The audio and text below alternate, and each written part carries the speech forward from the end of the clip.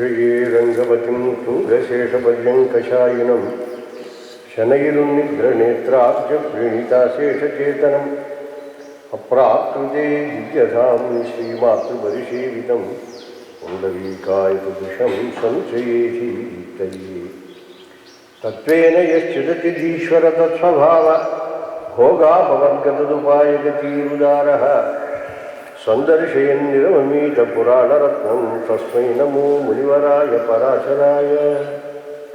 జై శ్రీమన్నారాయణ. మనకు స్వామివారి ఇంతవరకు చెప్పినటువంటి ఉపన్యాసమే మన ప్రహ్లాదుడు రాక్షసుల దగ్గర చెప్తాడు. చాలా సైకలాజికల్గా ఆయన తీసుకొచ్చి మనస్తత్వాన్ని విశ్లేషణ చేసి సహజంగా రాజస తామస ప్రవృత్తులు గలవారు కనుక వారిని ఏ విధంగా తీసుకురావాలి అనేదాన్ని ఆలోచన చేసి చిన్నపిల్లలుగా ఉన్నప్పుడు వాళ్ళ మనసులో కనుక మంచి సంస్కార బీజాలు పడ్డట్టయితే ఒక చక్కటి మంచి సమాజం ఏర్పడటానికి అవకాశం ఉంటుంది కనుక ఆ పునాది పాపం ఆయనే ప్రహ్లాదుడు చిన్నప్పటి నుంచి వేసుకున్నాడు. అందుకే హిరణ్యకశిపుడు పోయిన తర్వాత సుఖంగా రాజ్య పరిపాలన చేశాడు. నేను ప్రజలు ఏమైనా కొత్తగా ఎక్కడి నుంచి బట్వాడా చేశారంటే అక్కడికి ఏమన్నా హిరణ్యకశిపుడి కాలంలో ఏ ప్రజలు ఉన్నారో ప్రహ్లాదుడి కాలంలో ఉన్నవాళ్ళు వాళ్ళే. కానీ హిరణ్యకశిపుడి కాలంలో ఎలా ఉన్నారో ప్రహ్లాదుడి కాలంలో అలా లేదు. అది తేడా. అందులో కొత్తగా ఎక్కడి నుంచో ఈ రాజుగారు మారంగానే మరీ జనాభాని వాటిని తీసుకొచ్చి ఎక్కడి నుంచో లారీతో స్టక్ చేయరు. అక్కడ వాళ్ళే ఉంటారు. వాళ్ళకి ఏర్పడేటువంటి సంస్కారాల్లో ఉండేటువంటి మార్పులు బట్టి వాళ్ళలో ఒక రకమైనటువంటి ఉత్తమ స్థితి కలుగుతుంది. అందువల్ల పాపం చిన్నపిల్లవాడైనా ప్రహ్లాదుడు కీలేటి వాత పెట్టగలడు. ఈ ముసలివాళ్ళు వాళ్ళ బతుకు అంతే. హిరణ్యకశిపుడు గారు ఏమంటే అది కత్తి పుచ్చుకుంటే కత్తి పుచ్చుకుంటారు, రమ్మ పుచ్చుకుంటే రమ్మ పుచ్చుకుంటారు, కొయ్యమంటే కోస్తారు, కోసుకోమంటే కోసుకుంటారు. అది వాళ్ళ ఇంకా వాళ్ళని మనం దిద్దుబాటు చేసే ప్రయోజనం ఏమీ లేదు. ఎందుకంటే రేపటి పౌరులు కాదు వాళ్ళు. వృద్ధాస్తేన విచారణీయ చరిత తిష్టంతో వాళ్ళ గురించి మనకు అన్నెసెసరీ స్టఫ్ని మనం దీన్ని చూసుకోవడం అనవసరం. వాళ్ళకి ఎలా ఉందో పోతారు. కానీ ఇప్పుడు ఉన్నటువంటి రాబోతున్నారు వాళ్ళు. ఆ పిల్లలను ఒక మంచి సంస్కారం కలిగజేయాలని గురువుగారి స్థానాన్ని దాన్ని పొంది పాపం ప్రహ్లాదుడు నెమ్మదిగా చెప్పడం ప్రారంభించాడు. చాలా చక్కగా సైకలాజికల్గా చెప్పాడు అనుకోండి. అది చెప్పేటప్పుడు మనకు భగవద్గీతలో ఏ విధంగా మనకి మన భగవానుడు ఆరంభం చేస్తాడో ఈయన కూడా పిల్లల దగ్గర అదే ఆరంభం. భగవద్గీతలో ప్రారంభం ఏం చేశారు? అర్జునుని యొక్క దుఃఖానికి కారణం ఏంటి? చాలా సింపుల్గా ఉండే విషయం. అర్జునుడి దుఃఖానికే కాదు, మన దుఃఖానికి కూడా అదే కారణం. ఈ దేహం వేరు, లోపల ఒకటి ఆత్మ అని చెప్పబడేది, నేను అని ప్రతిదినము మనం వ్యవహరించేటువంటిది ఒకటి కనిపించని ఒకటి ఉందని ఈ రెంటి గురించిన వివేకం లేకపోవడం చేతనే మనకు దుఃఖం కలుగుతుంది. అందువల్ల ఏం చేయాలి? ఒరే నువ్వు వేరురా, నీది వేరురా. ఈ శరీరం నీది, నువ్వు కాదు. ఆ శరీరం లోపల నువ్వు ఉంటావు. ఈ రెంటిని జాగ్రత్తగా తెలుసుకో. దానితో ప్రారంభం చేశారు. అక్కడి నుంచి మొత్తం భగవద్గీత అంతా బిల్డం చేశారు. 2వ అధ్యాయంలోకి వచ్చినప్పుడు దేహాత్మ వివేకం చాలా దాని సాంఖ్యం అనే పేరుతో అద్భుతంగా నిరూపణ చేశారు. ఈ లోకంలో అంతా అభిమానికంగా జరుగుతుంది. అభిమానాన్ని బట్టి జరుగుతుంది. నాకు ఇది సుఖం అని నేను అనుకుంటే అది సుఖం, నాకు ఇది దుఃఖం అని నేను అనుకుంటే అది నాకు దుఃఖం. అంటే ఏది స్వరూపత సుఖము కాదు, ఏది దుఃఖము కాదు. ఎందువల్ల నాకు ఇది సుఖమని నేను అనుకున్నది అదే సమయంలో మరొకటి దుఃఖం కావచ్చు. మరొకటి దుఃఖం అనుకుంటున్నటువంటిది అదే సమయంలో అది నాకు సుఖం అనుకుంటే అది నాకు సుఖం కావచ్చు. అందువల్ల ఈ మనస్సు అనేది దేని యందు ఏ భావన కలిగి ఉంటుందో తది అనుకూలముగా అది ఏర్పడుతుంది. ఇప్పుడు మనకి చెప్పారు కదా, అనుకూలతా భావన కలిగితే సుఖం అనుకుంటాం. ఏదైనా సరే ప్రతికూలతా భావన, ఇది నాకు అనుకూలము, ఇదం మద అనుకూలం అనుకుంటారు, ఇది నాకు చాలా అనుకూలమైనటువంటిది అని అనుకుంటే అది సుఖం. దాని పేరు సుఖం అని పేరు అనమాట. ఇదం మత్ ప్రతికూలం, నాకు చాలా విరుద్ధమైంది అని మనస్సులో కానీ కనిపించినట్టయితే అదంతా దుఃఖం. అందువల్ల నాస్తి వస్తు సుఖాత్మకం కించిత్, నాస్తి దుఃఖాత్మకం. సుఖాత్మకమైన వస్తువు లేదు, దుఃఖాత్మకమైన వస్తువు లేదు. ఈ సుఖము ఈ దుఃఖం అనేది నీ యొక్క మానసికమైన అభిమానాన్ని బట్టే ఏర్పడుతుంది. శరీర సంబంధం అనాది సిద్ధంగా ఉండేటువంటి అజ్ఞానం వల్ల ఈ శరీర సంబంధము ఈ బాంధవ్యములే నాకు అనుకూలములు అనుకోవటం చేత వాటికి ఏమైనా ఇబ్బంది వస్తే మనం బాధపడుతుంటాం. లోపల ఉన్న ఆత్మ మనకు తెలియదు కనుక ఆత్మబంధం మనకు తెలియదు. దాని గురించి మనకి ఏనాడు చెందుతుంది. ఆత్మ గురించినటువంటి ఆలోచన ఉండదు. ఆత్మ కలిగేటువంటి కష్టం ఏమిటి, నష్టం ఏమిటి, ఏది అనుకూలం ఏది ప్రతికూలం, ఈ రకమైన చర్చ అసలు మనకు ఉండనే ఉండదు. ఎంతసేపు శరీరం శరీరం శరీరం. దీనికి అనుకూలంగా ఉంటే దీనికి ఉండే బాంధవ్యములు ఎన్ని వీలైతే అన్ని లోపల వేసుకుంటుంటాము. ఆ బాంధవ్యాలకు ఏమైనా ఇబ్బందులు ఇచ్చినట్టయితే దుఃఖపడుతూ ఉంటాం. దీన్ని చాలా చక్కగా మనకు ప్రహ్లాదుడు ఆ పిల్లలకు ప్రతిబోధన చేశాడు, అందంగా చెప్పాడు. సరే, రెండవసారి మళ్ళీ ప్రహ్లాదుని పిలిచేటప్పటికల్లా తండ్రి గారికి వీడికి మధ్యలో సంవాదం ఏర్పడి, ఆ పెద్ద సంవాదం ఏమీ మనకు అవసరమేమి లేదు. నారాయణ పారమ్యం విష్ణు పారమ్యాన్ని ఆయన భావన చేశాడు. భావన చేసి తండ్రికి ప్రతిబోధన చేయడానికి ప్రయత్నం చేశాడు. ఈయన ఎంతగా దృఢమైనగా ఉన్నాడో హిరణ్యకశిపుడు కూడా అంతకంటే దృఢంగా ఉన్నాడు కనుక ఆయన మనస్సు మారదు, ఈయన తాను అధ్యవసాయము మారదు. ఈయన్ని అనేక రకములుగా బాధించాలని ప్రయత్నం చేశాడు. చేసిన తర్వాత వీణ్ అంటాడు, తతస్థై శతశోదైత్యై శస్త్రై ఆహతోపి సన్ నావాప వేదనాం అల్పాం అభూత్యయు పునర్నవ. శస్త్రాలతోటి కొట్టించాడు, రాక్షసులందరికీ ఆజ్ఞాపించాడు, ఈ శస్త్రములతో ఖండించండి, వీడు గదలతోటి మోదండి, వాటిని నలకొట్టండి అన్నాడు. అంటే వీడు భయపడ్డాడు. శస్త్రాల్లో ఎవరున్నారయ్యా, ఆయన భగవంతుడే కదా ఉన్నది. శస్త్రం పట్టుకున్న వాడలో ఎవరున్నాడు, భగవంతుడే కదా ఉన్నది. కొట్టిస్తున్న వాడలో ఉన్నటువంటి వాడు కూడా ఆయనే కదా. అందులో శస్త్రముల చేత కొట్టమని ప్రేరణ చేస్తున్న హిరణ్యకశిపుడిలో ఎవడున్నాడో, శస్త్రముల చేత కొట్టడానికి సిద్ధపడినటువంటి ఆ భృత్యుల్లో ఎవడైతే ఉన్నాడో శస్త్రముల్లోనూ ఆయనే ఉన్నాడు కనుక ఆయనే నా హృదయంలో కూర్చున్నప్పుడు తను తాను కొట్టుకుంటాడా? నా లోపల ఉన్నవాడు ఆయన, శస్త్రములో ఉన్నవాడు ఆయన. అందువల్ల ఈ శస్త్రంతో నన్ను కొట్టినా నాకేమీ కాదు. ఇది సత్యము. ఇది కనుక సత్యం అయితే అని అంటాం లేదు. ఇది కనుక సత్యం మనం అనుకుంటాం అనమాట. మా మాట నిజం అయితే అంటే నిజం కాదన్నమాట. నిజమైతే అవును కాదు, అలా కాదు. ఇది సత్యము, ఈ సత్యము చేత ఈ శస్త్రములు నన్ను ఏమీ చెయ్యవు అన్నది. అది వాడి అధ్యవసాయం. ఏమీ శస్త్రములు ఏమి చేయలే, శుభ్రంగా విరిగి ముక్కలైంది. సరే, వీడి సంగతి వదిలేసేసి వెంటనే దుర్బుద్ధి వినివర్తస్వ పక్షస్థవాత్ అత అభయంతే ప్రయచ్చామి. ఎందుకు అవి వైరిపక్షస్తవం? శత్రుపక్షాన్ని పట్టుకుని శత్రువు తాలూకు వర్గాన్ని పుచ్చుకొని స్తవనం చేస్తున్నా వందిమాగధుడులాగా ఎందుకు ఈ ప్రక్రియ? నీకు అభయం ఇస్తున్నాను, నీకేం భయం లేదన్నట్ట. వెంటనే వీడన్నాడు, అందరికీ అభయం ఇచ్చే పెద్ద మనిషి వాడు ఉన్నాడు, నీకేమన్నా భయం వస్తే అభయం అవ్వాల్సిన వాడు వేరే ఉన్నాడు. అలాగే నాకు భయం కలిగితే ఆ భయాన్ని తీర్చేవాడు, అభయం ఇచ్చేవాడు వాడు ఉన్నాడు. అందులో నువ్వు నాకు అభయం ఏమిటి? భయం భయానామపహారిణి స్థితే మనసి అనంతే మమ పుత్ర తిష్టతి. భయములకు కూడా భయాన్ని కలగజేసేటువంటి అనంతుడు నా హృదయంలో స్థిరంగా ఉన్నప్పుడు భయం కుతః తిష్టతి. నా హృదయంలో భయాన్ని చోటు ఎక్కడుంది? ఇప్పుడే మన స్వామివారు అన్నారు, ఆయన్ని తీసుకొచ్చి కూర్చోబెట్టి నింపేస్తే మరొకటి ఏది రాదు. ఈ మనసు యొక్క లక్షణం ఏది? మీరు ఏది పట్టుకొస్తే అది ఆ మనస్సులో కనుక ఆక్రమించిందంటే మరో దాన్ని వచ్చి కూర్చొనివ్వదు.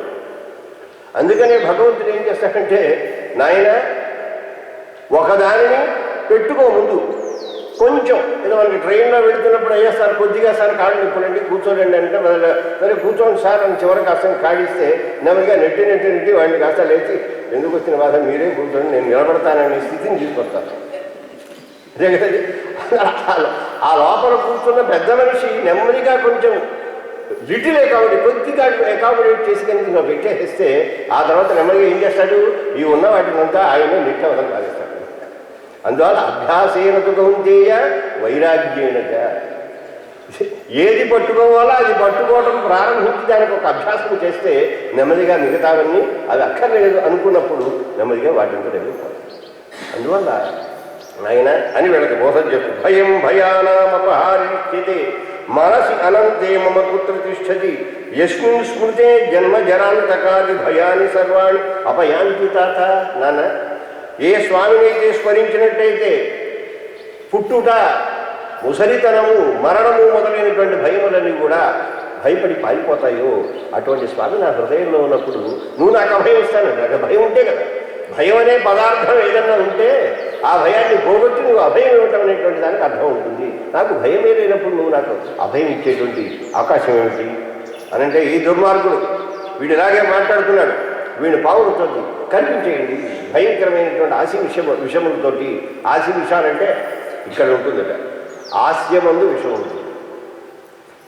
ఈ దవడంలో ఈ పక్కన ఆ పక్కన విష గ్రంథులు ఉంటాయి. గ్రంథుల్ని ఈ కోరల ద్వారా బయటికి కప్పుతుంటున్నారు. అది వాటి యొక్క లక్షణం. అందులో భయంకరమైన సర్పముల చేత కల్పించండి అన్నాడు. సరే వాళ్ళు కల్పించారు. కల్పిస్తే దంష్ట్రావిశీర్ణా మణయ స్ఫుటంతి ఫణేషు తాప హృదయేషు కంప. ఆ కరిచినటువంటి సర్పముల యొక్క నెత్తి మీద ఉండేటువంటి మణులు అంటే ఇటువంటి పట్టుకొచ్చారు చూడండి. మంచి వయస్సు కలిగినటువంటి శిరస్సు మీద ఫణముల మీద మణులు ఉంటాయి. సరే మణులు ఉంటాయంటే లేవు, మెరుస్తూ ఉంటాయా లేదా అనేది కొంచెం సందేహగ్రస్తమైన విషయం మనకు తెలియదు, మనం చూడలేదు. కానీ ఇంతంత బెళ్ళలు ఉంటాయి కదా, ఇంతంత బెళ్ళలు. ఎవరో ఒకసారి మాకు పట్టుకొచ్చాడు, సార్ ఇది మడండి అన్నారు. ఇది బాగా మంచి మెరుస్తూ ఉన్నది, కానీ అది ఏమంటారు, దీని ఏగురు రంగులో ఉంటుంది అన్నమాట. అది నాకు తర్వాత కాలంలో నేను చేసుకుంటే ఈ విషము గ్రాడ్యువల్గా ఎక్కువ కాలం కనుక అది వినియోగించకుండా అందులో ఉన్నట్టయితే మన శరీరంలో ఊర్ధ్వరేతసలు ఉంటాడు సరేండి, మన శరీరంలో ఉండేటువంటి వైటల్ ఫోర్స్ ఏదైతే ఉందో దాన్ని దుర్వినియోగపరచకుండా లోపల ఎవరైతే నిగ్రహించి ఉంటారో నిరుద్ధరేత అంటారు. అటువంటి వాళ్ళలో ఏమవుతుందో ఒక అద్భుతమైనటువంటి శక్తి ఆవిర్భవిస్తుంది, అది ప్రొడ్యూస్ చేస్తుంది. అందువల్ల విషం కనుక వినియోగం కాకపోతే ఆ పాముల్లో ఉండే విషము ఇక్కడ చేరి అది మధ్యలో మణి రూపంగా ఉంటుందట. అది కనుక మనకు దొరికినట్టయితే పాము కాటు వేసిన వెంటనే ఒక్కసారి కనుక దాన్ని తగిలించినట్టయితే అందులో ఉండేటువంటి ఆ విషయాన్ని అది లాగేస్తుంది అని మనకి చెప్తారు. అటువంటి భయంకరములైనటువంటి మణులతో కూడినటువంటి సర్పములు, వాడి యొక్క మణులన్నీ పోయినాయి, ఫణములన్నీ కూడా పోయినాయి. హృదయంలో ఒక అద్భుతమైనటువంటి ఒక తాపము వాటిలో కలిగింది. కలిగేటప్పటికల్లా నాస్యత్వజ స్వల్పమి అపీహ భిన్నం. అయితే వాటి కాపుల వల్ల ఈ ప్రహ్లాదం యొక్క శరీరంలో ఉండేటువంటి కొంత భాగం కూడా చర్మం కూడా ఏమీ బాధ చెందలేదు. సరే వెంటనే ఏనుగులు హే దిగ్గజాహ, నాకు దిగ్గజములు చూపించారు. అవి తొండాలు పట్టుకొచ్చే తొండాలతో వాటి మన దంతములతోటి భయంకరంగా వాడిని పొడిచాయి. ఆ దంతములు విరిగిపోయినాయి తప్ప ఏమీ కాలేదు. దంతా గజానాం పురుషాగ్రనిష్ఠురా శీర్ణాహ యదేతే నవనమ్మమైతత్. వాడు ఆశ్చర్యపోతున్నాడు, నాన్న ఈ ఏనుగుల తాలూకు దంతములు విరిగిపోయాయి, దీని బలం నాదనుకుంటావా? నాకేం కొత్తగా ఏం బలం రాదు, నేను అంత అర్భకుణ్ణి, నీకు ఎలా పుట్టానో అలాగే ఉన్నాను, ఇవాళ నాకేం కొత్తగా వచ్చినటువంటి లక్షణం ఏం లేదు. కానీ నా లోపల ఉన్నాడు బలం, ఓజోసి బలోసి అని అంటుంటారు సరేండి. అయ్యా నువ్వే ఓజో రూపుడివి, నువ్వే బల రూపుడివి, సహోసి అన్నట్టుగా లోపల బలస్వరూపుడైన భగవంతుడు ఉన్నాడు. ఆయన బలము తప్ప నాది బలమేం లేదు నాన్న. దంతా గజానాం పురుషాగ్రనిష్ఠురా. ఎలా ఉన్నాయి దంతములు? పురుషాగ్రనిష్ఠురా. ఆ దేవేంద్రుల తాలూకు వజ్రాయుధము వంటి మంచి ఆ నైష్ఠుర్యం కలవి, కాఠిన్యము కలవి, కఠోరత కలవి. అటువంటి ఆ భయంకరములైన దంతాలు కాస్త పోయినాయి. ఎందువలనంటే ఏదేతే అన్న బలం మమైతత్. దీనికంతటికి కారణం నా బలం కాదయ్యా. మహావిపత్ పాప వినాశనోయం జనార్దనానుస్మరణానుభావ. ఆ జనార్దనుని యొక్క అనుస్మరణము వల్ల కలిగిన అనుభవం. అంటే ఆయన లోపల నా హృదయంలో ఉన్నాడు, ఆయన ఒక్కసారి మనసులో భావన చేశాను. ఈ భావనం చేసినందువల్ల కలిగినటువంటి అనుభావం అంటారు. ఏదైనా ఒక భావం మనసులో ఉన్నట్టయితే దానివల్ల వచ్చేటువంటి రియాక్షన్స్ ఏవైతే ఉన్నాయో వాటి అనుభవం అంటారు. కోపం వచ్చింది, కోపం కళ్ళు ఎరబడతాయి, దంతాలు పడబట్లాడిస్తాం, ఏవో తిట్టడం ప్రారంభిస్తాం. ఇవన్నీ అనుభవములు అంటారు అన్నమాట. అంటే లోపల భావం ఉంటే ఆ భావమును అనుసరించి అది కామం కానీ, క్రోధం కానీ, భయము కానీ ఏదున్నా దానికి అనుకూలముగా మన వెలుపల వచ్చేటువంటివన్నీ కూడా అనుభవములు అంటారు. అందువల్ల ఆయన లోపల ఉన్నాడు కనుక నాలో ఏర్పడినటువంటి అనుభవమే ఈ బలము తప్ప ఇది నా తాలూకు బలమేమి కాదు నాన్న అని చెప్పాడు. సరే అటు తరువాత ఒకరోజు వాళ్ళు తాతఈశవన్నీ సరే తర్వాత ఏవో అనేక రకమైనటువంటి పనులు చేశాడు. ఇవన్నీ మనం ఏకలు పెట్టుకోకుండా ఏం చేశాడు అనేటువంటిది చాలా పని చేశాడు. నిప్పుల్లో పారేశాడు. మన సినిమాలో చూస్తున్నాం కదా, కట్టెలు ఇలా పెట్టేసేసి అందులో పడేస్తే మళ్ళీ నెమ్మదిగా దండం పెడుతూ బయటకు వచ్చేస్తాడు. కొండ నుంచి కింద పారేస్తే ఆయన వచ్చి పట్టుకుంటాడు. ఇవన్నీ మనకు ప్రహ్లాదుని యొక్క చరిత్రలో ఇవన్నీ భాగవతం కూడా చాలా అద్భుతంగా ఉంది. భాగవతం కవితా శైలిలో ఉంది. పురాణాల్లో కూడా మనకు ఆళ్వార్ల యొక్క హృదయం వంటి హృదయం ఉంది. ఉదాహరణకి తాత మధ్యనమావహ ఒకే శ్లోకం.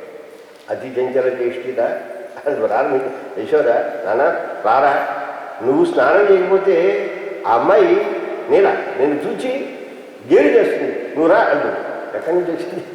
ఒకే ఒక్క శ్లోకం అద్భుతంగా భాగవతంలో బాల్య చేష్టలు వర్ణిస్తూ ఇది మనకు నీరాటం ప్రారంభించి చాలా అద్భుతంగా దాన్ని డెవలప్ చేశారు.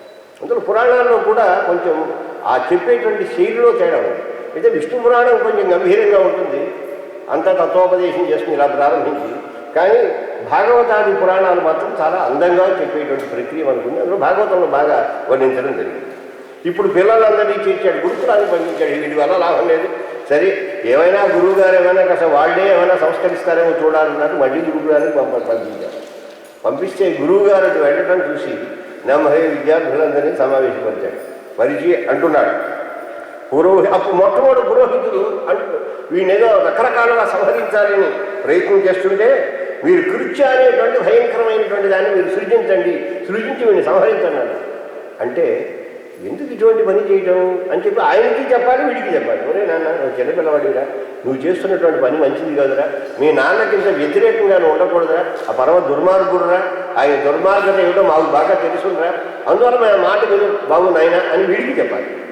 అయ్యామా పిచ్చుకు మీద బ్రహ్మాస్త్రంలాగా వాడిని మాకు వదిలేయండి, వాడి సంగతి ఏదో మేము చూస్తాం, అవసరమైతే ఇటువంటి ప్రక్రియలు మా దగ్గర చాలా ఉన్నాయి, అవి మేము చేస్తాం, నువ్వు చేయవలసిన అవసరం ఏం లేదా, వాడు నాకు అప్పచెప్పని వాడితో చెప్పాలి. ఎందుకంటే ఆచార్యులు ఉండవలసిన ఆ అనుసంధాత్మక లక్షణం అటువంటిది అన్నమాట.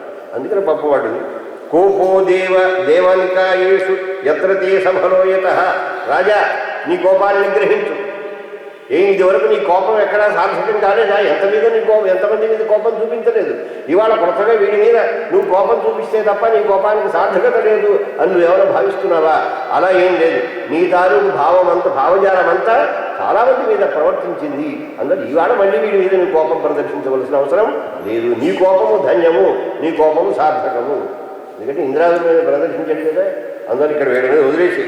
అందువల్ల యథా విపక్ష నాశాయ వినీతస్తే భవిష్యతి బాలత్వం సర్వదోషాణం దైత్యరాజాస్పదం యత తతోత్ర కోపం అత్యర్థం యోక్తుమర్హసి నాభకి. వీటన్నిటికీ దోషం ఏంటో తెలిసిన బాలత్వం. చిన్నపిల్లలు చెబితే వినరు, వాళ్ళకి తెలియదు, వాళ్ళకి సహజంగా తెలుసుకోవడానికి కావాల్సిన వయస్సు లేదు, వాళ్ళకి ఉండే వివేకం చాలా తక్కువగా ఉంటుంది. కానీ చెప్పే వినే లక్షణం కూడా ఉంటుంది, చెప్తే వినే లక్షణం కూడా ఉండదు. మూర్ఖత అనేది కొంచెం వాళ్ళలో ఉంటుంది, అది బాల్యం అంటారు. మూర్ఖత అనకూడదు అనుకోండి, అక్కడ ఆ పదం ప్రయోగించకూడదు, అది బాల్య చాపల్యము. ఆ చపలతా లక్షణం వాళ్ళలో ఉంటుంది. ఈ జైరా దిగరా అంటే ఓనే దిగనంట, ఒరే వదిలిపెట్టరా వదలనంటాడు, కత్తితో పుచ్చుకుంటాడు, ఒరే వదలంటే వదిలిపెట్టాడు, అది వాళ్ళే పొడుచుకుంటాడు తిరిగి, ఎంత వాళ్ళు పొడుస్తాడో తెలియదు, అది బాల్య చాపల్యం. అందువల్ల ఈ చపలుడు ఏదో తెలియక మాట్లాడుతున్నాడు, ఆ చాపల్యాన్ని పోగొట్టేటువంటి బాధ్యత నాకు అప్పచెప్పు నాయన, మేము చూసుకుంటామన్నారు. నెమ్మదిగా తీసుకుపోయిన తర్వాత అప్పుడు గురువుగారు వాళ్ళ పనులు వాళ్ళు ఉన్నారు, ఏదో చెబుతున్నారు. వాళ్ళకి ఎలాగో తెలుసు, మనం చెప్పే మాటలు వీడు ఎలాగో వినడు, వాడిదేదో వాడి స్ట్రాటజీ వాడికి ఉన్నది.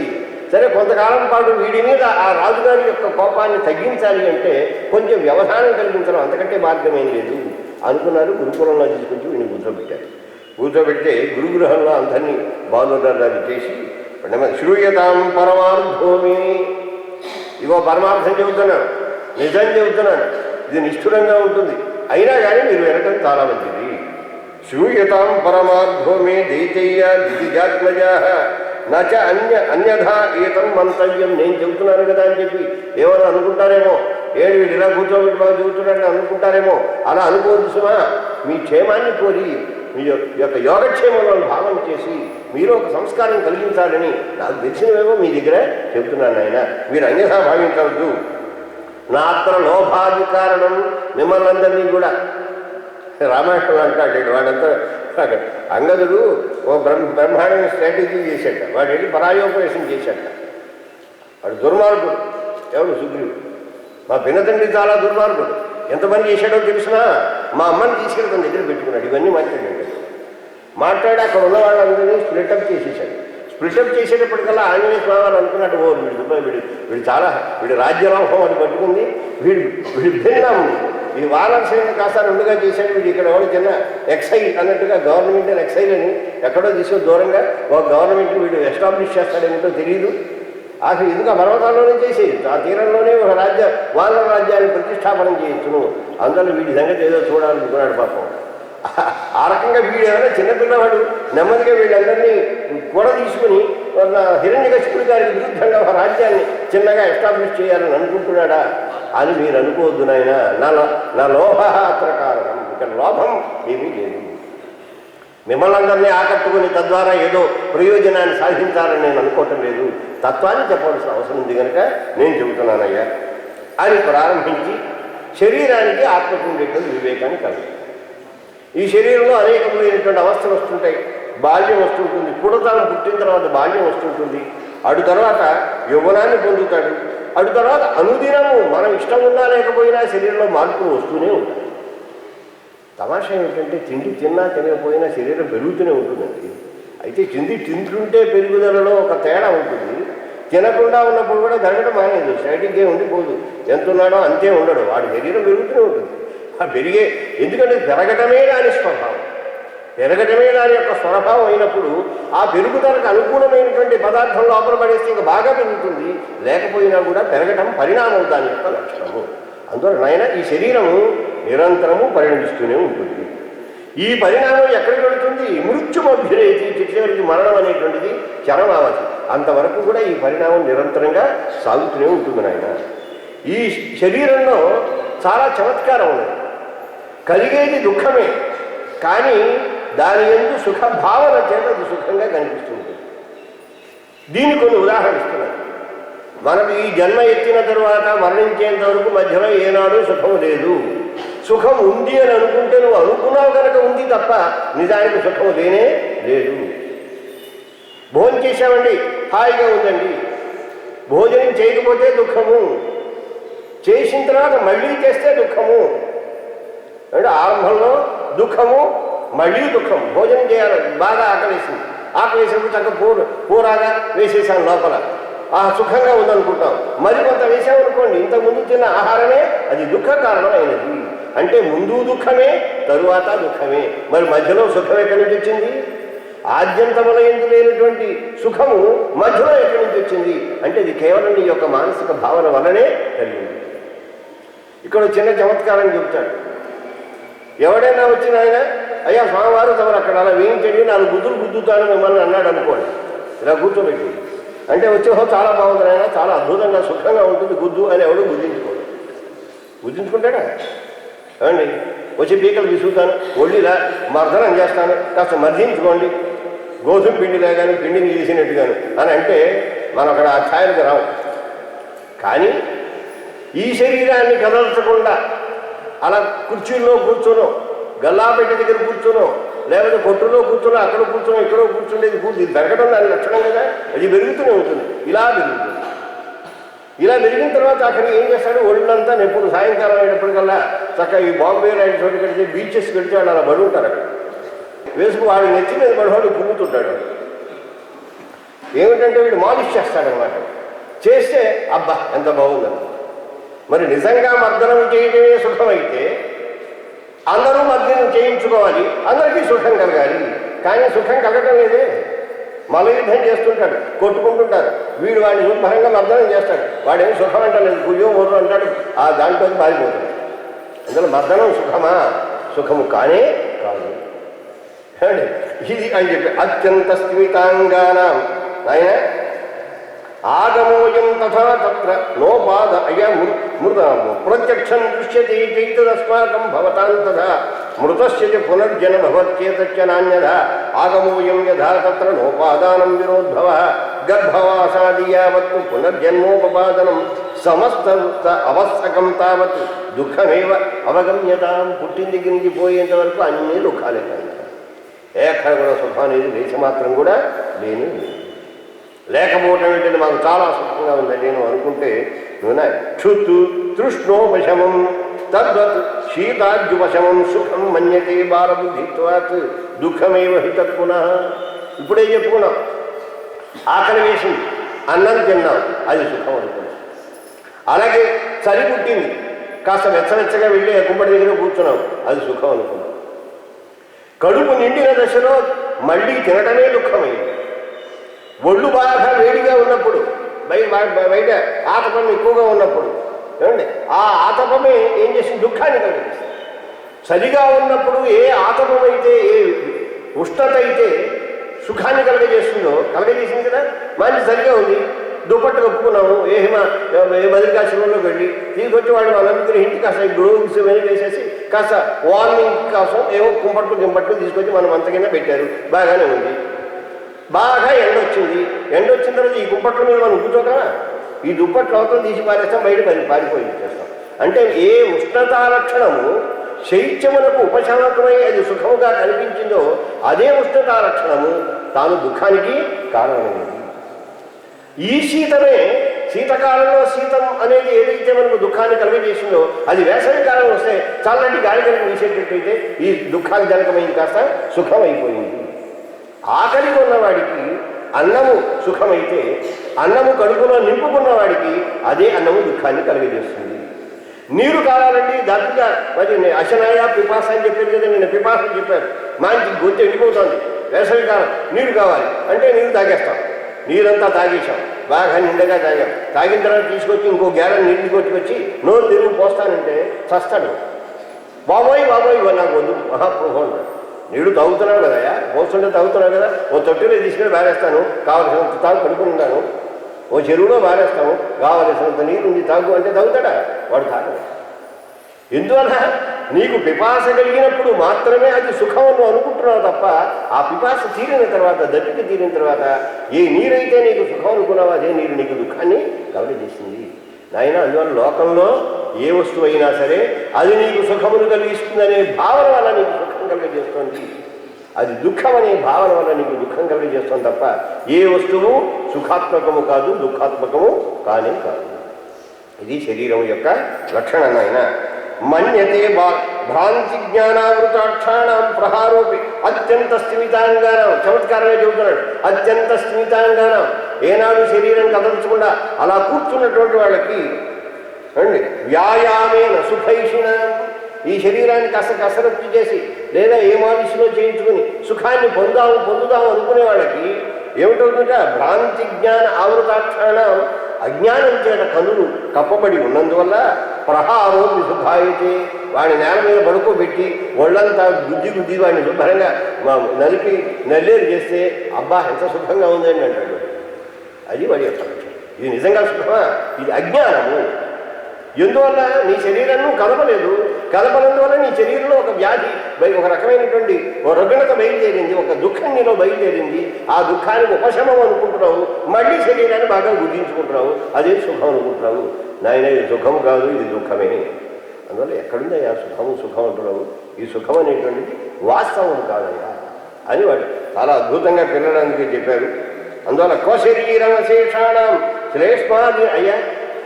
ఒకడెవడో ఒక మహాకవి గారు చెబుతావు, కవి గారు చెబుతావు, సర్వాశుచి నిధానస్య, తెల్లవారు లేచి దేని గురించి తాపత్రయం? ఆత్మ గురించి అన్వేషణ చేస్తాం. ఆత్మ కనిపిస్తేగా అన్వేషణ చేయడం. నేను చేయటం లేదు, ఇంకా నాకు కనపడదు. తెల్లవారు లేచి శరీరం తప్ప ఏం కనపడదు. అందుకని పరిగెత్తాలి చుట్టూను. 4 సార్లు పరిగెత్తపోతే ఎవరైనా ఆయన నీకేమైపోతుందో అది పెరిగిపోతుంది అంటాడు. అందుకని ఈ శరీరం మీదే దృష్టి తప్ప దేని మీద ఉండదు. ఆత్మ మీద దృష్టి లేదు. ఎక్కడికి 99.5 మందికి లేదు. 100 మంది ఉంటే మహానుభావులు అది తెల్లవారు లేచిన పరాతస్పనుడి ఓ దండం పెట్టుకోవచ్చు వాడు. ఇది లక్షణం. అది అందువలట చెబుతారు సర్వాశుచి నిధానస్య. ఈ శరీరం గురించి మనం ఆలోచించడం లేదు కనుక బతికిపోతున్నాం. ఒక్క క్షణం కనుక ఏకాంతంగా కూర్చొని ఏమిటి శరీరం, దీని యొక్క యోగక్షేమాలు ఏమిటి, అసలు దీనికి కాన్సెప్ట్ ఏమిటి దీని నిర్మాణం అని అనుకుంటే మరుసటి రోజు నుంచి మన శరీరం తలుచుకుంటే డోపు వస్తుంది. ఇది దాని యొక్క స్థితి. సర్వ అశుచి నిధానస్య కృతజ్ఞస్య. వేసేస్తాం బాధాలు, పిస్తాలు, అవి ఇవి వేస్తే ఆ అబ్బాయి ఎంత వేశాడండి అని ఏమైనా శరీరం కృతజ్ఞతను చూపిస్తుందా? వెంటనే నశించిపోతుంది. కృతజ్ఞస్య వినాశిన. అటువంటి శరీరకస్యాపి కృతే మూఢా పాపాన్ని కుర్వతే. అటువంటి దుర్భగమైన శరీరం కోసం పాపం చేసేటువంటి వాళ్ళు ఎటువంటి మూర్ఖులయ్యా అంటాడు ఒక కవి గారు. అలాగే ఈ శరీరం యొక్క దుస్థితిని చెప్పి అయ్యా తదే తద్వో వయాఖ్యాతం యది యానీతనానృతం తదస్మత్ ప్రీతయే విష్ణు స్పర్యతాం బంధముక్తిద. అందువల్ల ఈ ప్రపంచంలో సుఖం అనే వస్తువు ఏదన్నా ఉంటే అది విష్ణువే, భగవంతుడే. అంతకంటే మరో ఎందుకంటే నిరుపాధికమైన సుఖ అనేటువంటి శబ్దము ఏమండి మిగతా వాటికి శరీర సుఖము, మరో సుఖము, ఆ సుఖం, ఈ సుఖం ఏదో చేర్చి అది సుఖాన్ని మనం విశేషితంగా చెయ్యాలి. కానీ సుఖం అనే ఒక పదాన్ని ప్రయోగిస్తే ఆయన ఎవరు? కేవలం భగవంతుడు నారాయణుడు, అంతకంటే సుఖం అనేది మరొకటేమీ లేదు. అందువల్ల నారాయణాత్మక సుఖాన్ని మీరు స్వాధీనపరచుకోవడం కోసం ప్రయత్నం చేయండి. కానీ ఏమో ఈ లౌకికంగా సుఖములు కాని వాటిని సుఖములు అనుకుని భ్రాంతితోటి వాటి వెంటబడి మీరు పోవద్దు నాయన. అదే వాడికి ఏమర్థమైందో మనకు తెలియదు అనుకోండి. అసలే రాక్షసుడు, అందులో పిల్లలు. సరే మొత్తాన్ని వీడేదో చెప్పాడు, ఏదో పట్టి ఉంటుంది. 10 మాటలు ఏదో ఒక మాటనే పడుతుంది కదా. 10 మాటలు చెప్పామనుకోండి, కాస్త అటు ఇటు నిద్రపోతూ ఒక మాటన్నా బలాన్ని చెప్పాడండి. రామాయణం అంతా అన్న తర్వాత ఏమిటి రామాయణం అంటే ఏమిటి రామాయణ అంటే ఏం లేదండి అంతా బాగానే ఉందని అసలు రావణాసురుడు ఎవడో రాముడు ఎవడో తెలియదు. అంటే ఇంతవరకు పురాణం చెప్పిన నేను రావణాసురుడిని విన్నటువంటి వాడు నువ్వే నాయన రాముడివి, నువ్వే చాలా బుద్ధిమంతుడు, ఏమీ నీ బుర్రలో పట్టలేదు, నువ్వు బుద్ధిమంతుడి, నీకు చెప్పాను నీ ఒకటి మూర్ఖుడికి నేను రావణాసురుడిని అని చెప్పాడు. అంటే ఎంత తిన్నా ఏదో కొంచెం పడితే కొడుతుంది, పట్టకూడదు. కానీ చెప్పవలసిన బాధ్యత అయితే ఉంది కదా ఆ పిల్లల్లో. అయితే సంస్కారం కలిగిందండి. తర్వాత అద్భుతమైనటువంటి రాజ్యం ఏర్పడింది. ఆ ప్రహ్లాద రాజ్యం తర్వాత మనకు వర్ణించారు, చాలా అద్భుతంగా ఏర్పడింది. ఇంకా ఏం చెప్పాడో నెమ్మదిగా తెలుసుకునే ప్రయత్నం చేద్దాం. జై శ్రీరామ్.